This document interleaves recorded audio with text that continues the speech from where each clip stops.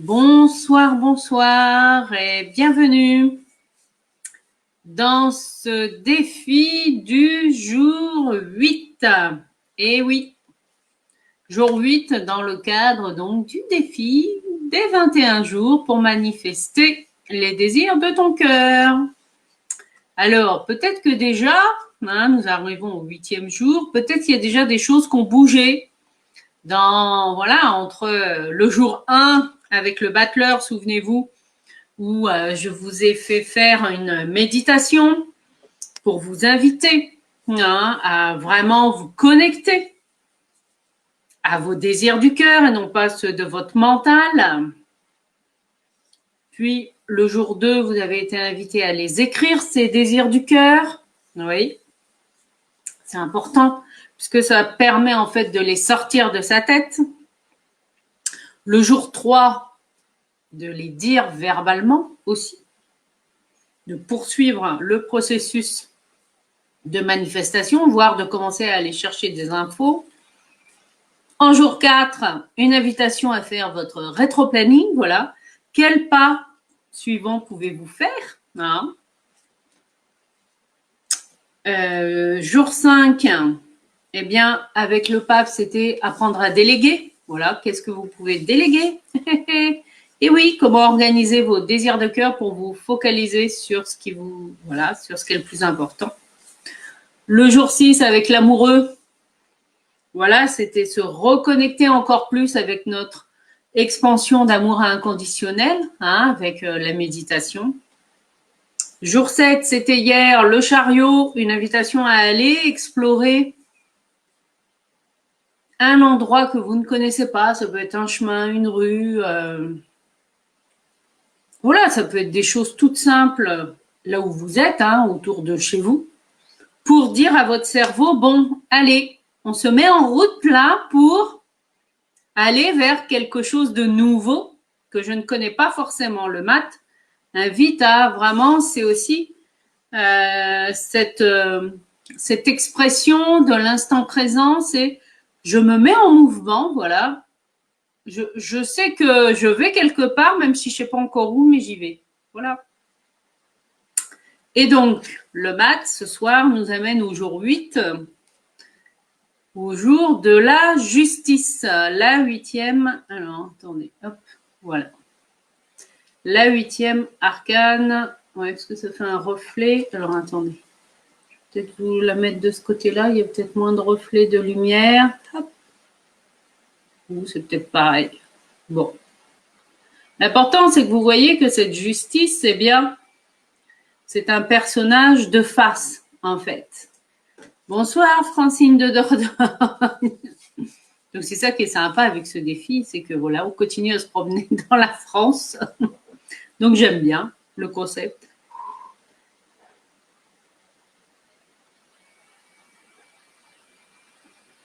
Donc, le 8, la justice,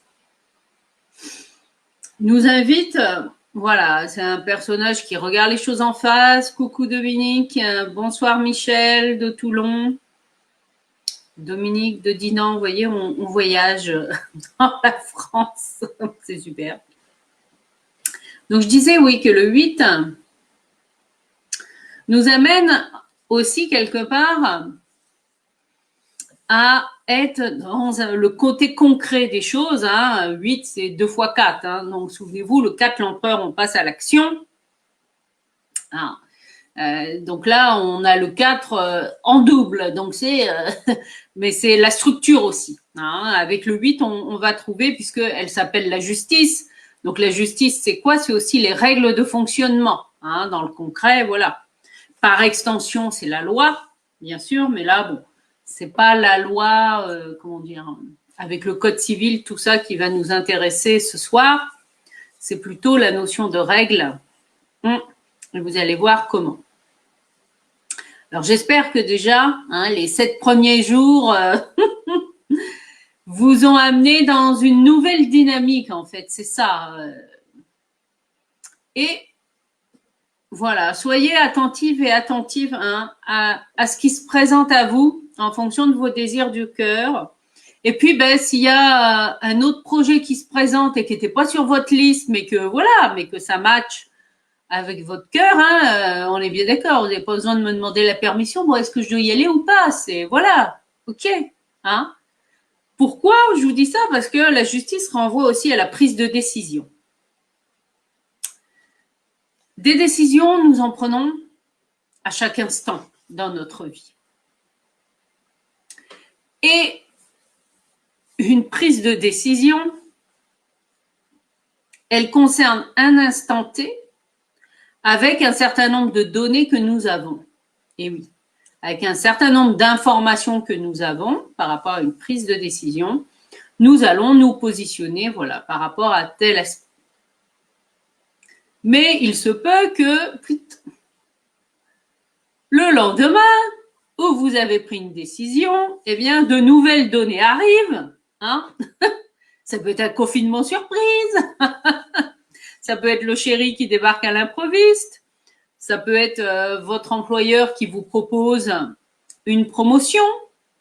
Voilà, ça peut être l'annonce d'un nouvel enfant. Ou ça y est, enfin, vous avez trouvé la maison de vos rêves. Ben oui, hein, autant avoir des bonnes nouvelles. Et en fonction de ces nouvelles données, ben, parfois, vous devez réajuster, et oui, votre décision. Parce qu'une décision, elle est valable à un instant T dans un certain contexte. Alors, j'ai pas dit non plus qu'il fallait faire la girouette et changer de direction tout le temps, etc. Non, parce que la justice, elle nous rappelle le cadre, la structure, etc. Voilà. Mais si vous avez expérimenté avec le chariot, comme je vous invitais à le faire, à aller explorer un autre chemin ou une autre route pour rentrer chez vous, par exemple, ou pour aller au travail, ou voilà, ou pour vos déplacements, eh bien, c'est aussi ouvrir un nouveau champ de possibles. Oh, bonsoir, bonsoir. Alors, bonsoir de Pau. Oh, ben génial, on voyage encore. Bonsoir, dit Clément. Ah, il y a une personne qui partage qu'elle a le tarot noir médiéval. Ah ben, celui-là, je le connais pas.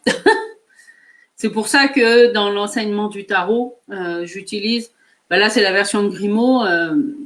Et pour ma formation initiation aux arcanes majeurs, j'utilise la version de Jodorowsky et Camoin, qui est une version, voilà, un petit peu différente par les colorations et certains symboles, mais on reste dans quelque chose de basique. Pour l'apprentissage, c'est beaucoup mieux. Et ensuite, une fois que vous avez les bases, eh bien, vous pouvez utiliser vos antennes et votre intuition pour interpréter après n'importe quel jeu de tarot.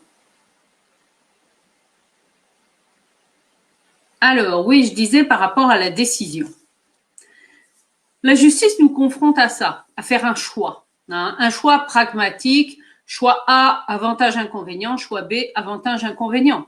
Donc ça, c'est quelque chose que vous pouvez faire comme premier exercice. Oui, pour chacun de vos projets de cœur, eh ben, vous dites, voilà, pour ce projet de cœur-là, quels sont les avantages, quels sont les inconvénients, ou les plus et les moins, enfin, voilà. Et vous listez tout pour chaque. Et vous n'oubliez pas de mettre plus pour les projets qui vous apportent beaucoup de joie. Et oui, ça pèsera plus lourd dans la balance que le projet où il n'y a pas de financement pour le moment. J'ai bien dit pour le moment. Alors, Dick Clément qui nous partage encore, faut-il s'y tenir? Ah oui, par rapport aux décisions. Eh ben, tu as le droit de changer, voilà. Tu as le droit de modifier ta décision en fonction des nouvelles données. Mais oui.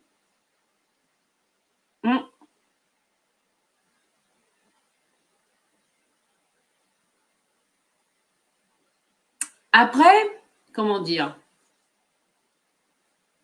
Il peut y avoir aussi des décisions que l'on prend par rapport à des gros changements de vie. L'important, c'est de garder le fil conducteur du changement que vous voulez inculquer dans votre vie. Et après, et alors, on dit qu'il y a les imbéciles et il n'y a que les imbéciles qui ne changent pas d'avis. Alors, j'ai pas dit qu'il fallait faire la girouette et encore. Voilà, ben, aujourd'hui, vous décidez ça. Alors, il y a un jeu, voilà, qui est assez amusant. Je vous invite à faire, voilà, ce sera le deuxième défi de la justice. Vous savez que dans ce jeu des défis, c'est plusieurs défis en un. Voilà, je devrais l'appeler comme ça, plusieurs défis en un. Amusez-vous à le faire sur une journée. Donc là, c'est vous qui choisissez dans les 24 heures qui suivent de dire oui à toutes les propositions que l'on vous fait. Hein. À partir du moment où ces propositions respectent l'intégrité de qui vous êtes, hein, on est bien d'accord. J'ai pas dit non plus qu'il fallait faire n'importe quoi. Ou bien l'inverse, osez dire non à tout ce qu'on va vous proposer. Mais vous vous positionnez, vous, hein, mais vous dites pas, vous le dites pas hein, aux autres qu'aujourd'hui c'est le jour du non ou le jour du oui. Hein, et observez en fait les propositions qui viennent à vous. Hein, ok. Et puis, ben, en fonction de ce qui vient à vous, libre à vous de réajuster votre réponse ou pas. Hein, mais vous avez le droit de dire, bah, aujourd'hui je te dis non, repose-moi la question demain. Non, mais faites-en un jeu et observez en fait. Alors on est bien d'accord, vous, c'est le jour du oui ou c'est le jour du non, hein, c'est l'un ou l'autre. Il n'y a pas du peut-être. Non, non, c'est oui ou c'est non, d'accord? Et observez, voilà, ce qui se passe et ce que la vie vous apporte. Oui, oui, non, mais c'est, je me suis amusée à le faire. D'ailleurs, je crois que je vais le faire aussi. Ça va m'amuser. Enfin, je l'ai déjà fait, hein. Et c'est vrai que c'est bon, c'est toujours étonnant, moi je trouve. Deuxième exercice, donc le jour du non. Donc premier exercice, listing pour chacun de vos projets de cœur. Avantages et inconvénients pour chaque désir de cœur. Donc le deuxième, le jour du oui ou le jour du non, c'est vous qui choisissez. Mais amusez-vous. Et troisième exercice, le plus important. Vous savez que généralement, vous avez certainement déjà entendu parler des to-do list. Et ben voilà. Eh ben, votre challenge, ça va pas être de faire une to-do list. Non, ça va être l'inverse. Ça va être de prendre le temps dans les 24 heures qui suivent et de faire votre stop list. Vous allez me faire la stop list de toutes les tâches ou de toutes les activités qui ne vous mettent pas le cœur en joie ou de toutes les relations qui ne vous mettent pas le cœur en joie. Oui, que ce soit dans le domaine professionnel, dans le domaine personnel. Voilà. Faites votre stop list. Hein, et ensuite, bien sûr, passez à l'action. Hein, ben oui, si vous décidez d'arrêter, par exemple, de faire certaines tâches ménagères et que vous êtes en famille, eh bien, ça peut être une répartition de cette tâche-là, voilà, avec les autres membres de la famille. Hein, oui, ça souvent, je sais pas pourquoi, les mamans, elles ont tendance à prendre naturellement en charge toutes les tâches inhérentes. Hein. Et j'ai une de mes clientes qui, quand je lui ai dit, parce que sous son toit, en fait, voilà, il y a ses enfants à elle et les enfants de son nouveau mari, mais qui sont, voilà, hein, qui sont ados, voire jeunes adultes, eh bien, elle leur lavait et leur pliait leur linge. Elle dit ta ta ta ta. Et quand je lui ai suggéré que le pas suivant pour elle, eh bien, c'était d'arrêter de s'occuper de leur linge et de les responsabiliser, eh bien là, elle, ça l'a renvoyé à elle en disant, ben oui, mais oh là là, mais moi j'aime bien faire ça. Ah ben oui, je dis, mais tu veux qu'ils deviennent adultes ou pas? Comme quand elle cuisinait. Voilà, il y avait des tours, je sais, enfin, si dans leur planning familial, il y avait des tours pour faire la vaisselle, etc. Et ben elle, si c'était elle qui faisait la cuisine, de toute façon, derrière, elle faisait la vaisselle, vous voyez. Enfin, ben oui, mais c'est parfois pour des choses toute simple du quotidien, mais c'est là aussi que vous pouvez aussi amorcer un changement. Hein. Alors, voilà, donc c'est faire votre stop list. Oui. Et oui. Donc, domaine perso, domaine pro. Et puis, ben voilà, en fonction de ce que vous avez écrit sur votre liste, ensuite, c'est identifier, eh ben, comment je peux faire. Soit cette action, je sais pas, voilà, bon, je parlais des tâches ménagères, mais ça peut être aussi par rapport à une prestation, hein, ou par rapport à un client, voilà, où vous y retrouvez pas, etc. Et ça fait des mois que vous avez un client, voilà, qui vous embête, hein, parce que ça arrive, eh ben, osez arrêter la prestation. Hein. Et oui, vous vous positionnez, hein, voilà, en disant non, là, stop. Oui, je sais bien, on dit que le client est roi, mais il y a aussi des limites, vous voyez. Mais si vous ne savez pas les poser, voilà, ben, là, c'est à vous ou de demander peut-être conseil à un autre professionnel dans le même domaine que vous, voyez, pour savoir comment vous aider à vous positionner. Hein. Oui, ça peut être aussi faire le choix, eh bien, d'arrêter un travail où vous allez à reculons. Et oui. Et peut-être enfin de mettre l'action sur un de vos projets de cœur, par exemple. Eh bien oui. Mais après, vous pouvez très bien, pendant un certain temps, faire les deux, poursuivre une activité salariée dite, on va dire, alimentaire ou qui ne vous met pas le cœur en joie, mais en parallèle, vous pouvez très bien commencer à préparer un de vos projets de cœur qui va vous aider à générer des nouveaux revenus. Ben oui, il y a plein de possibilités. Et oui, vous n'avez plus aucune excuse pour ne pas apporter de la joie dans votre vie. Voilà, donc stop list, c'est la liste de tous les trucs chiants. Hein. Voilà, pour résumer. Voilà, pourquoi vous forcer à aller faire une activité sportive alors que ça ne vous met pas le cœur en joie. Après, vous pouvez trouver un moyen de bouger, voilà, etc., en vous faisant plaisir. Alors moi, je suis pas la fan du ah oui, il faut y aller, il faut en chier, ta. Non, ça c'est pas mon trip naturellement, vous l'avez bien compris. J'ai pas dit que parfois il fallait pas faire d'efforts, hein, c'est pas ça. Mais voilà, bon, après, nous avons chacun nos critères. Là, c'est vous qui faites votre stop list à vous. Et oui.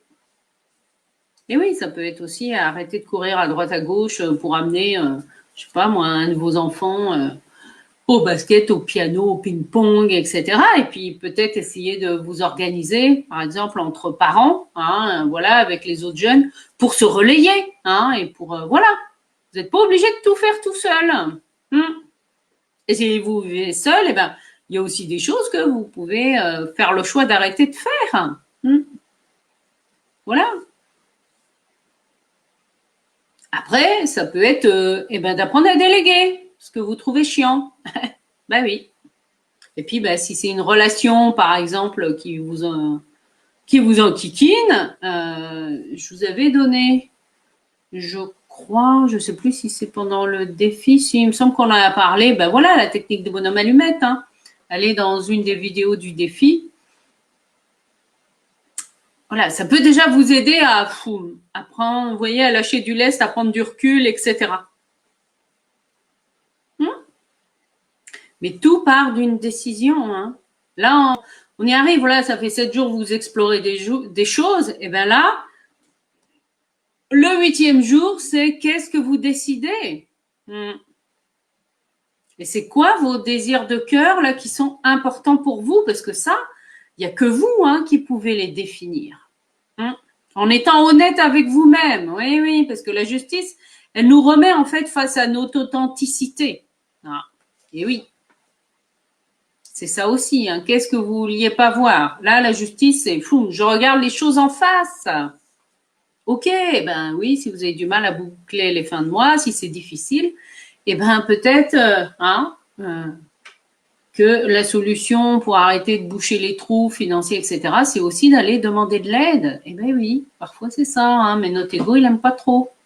Et oui, parce que ça veut dire reconnaître qu'on est en difficulté. Et oui, je sais bien. Voilà, que ce soit, bon là, si vous avez besoin, demander de l'aide avec une assistante sociale, hein, pour une aide alimentaire, ou une aide avec d'autres structures, voilà, en fonction de vos difficultés. Mais tout part d'une décision. Eh oui. Et quelle que soit la situation dans laquelle vous êtes, tout part d'une décision. Qu'est-ce que vous avez envie de vivre? Et oui, parfois, c'est, comment dire, cela peut choquer, hein, mais tant que vous n'êtes pas au pied du mur, enfin, tant que nous ne sommes pas au pied du mur, oui. Oui, hein, j'ai été comme vous, j'ai encore des choses à bosser, hein. Eh bien, on continue, sauf que, foum, à un moment donné, la vie, elle nous met en face. Voilà. Bon, qu'est-ce que tu choisis? Nous avons toujours le choix, même si nous n'en sommes pas conscients, même si nous n'en sommes pas toujours conscients, nous avons toujours le choix. Ben oui.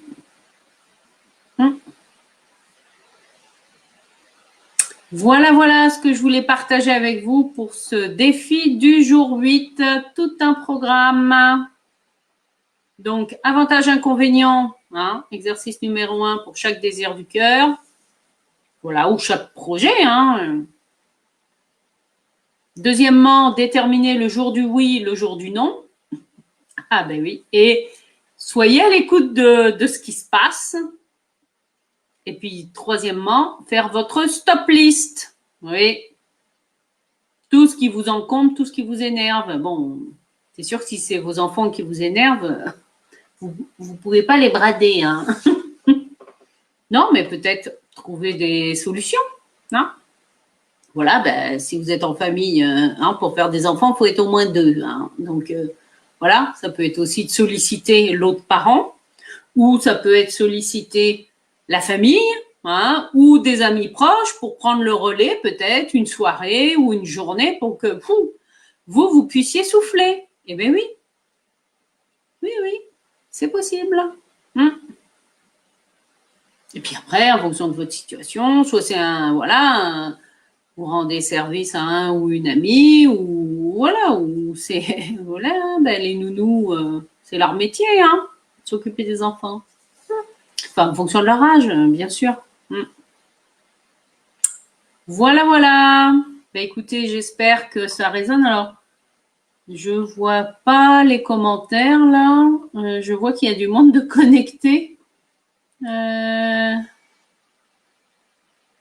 Alors par contre, non. Je vois pas. Bon, écoutez, c'est pas grave. Je répondrai aux commentaires après. En tout cas, voilà. C'était les défis, hein, il y en a 3, vous avez de quoi faire. Hein. Donc, on reprend le maths, qui nous amène demain à quel jour? Le jour 9, le jour de l'ermite. Je vous souhaite une excellente soirée et puis adoptez le jour du oui ou le jour du non et observez ce qui se passe. À bientôt.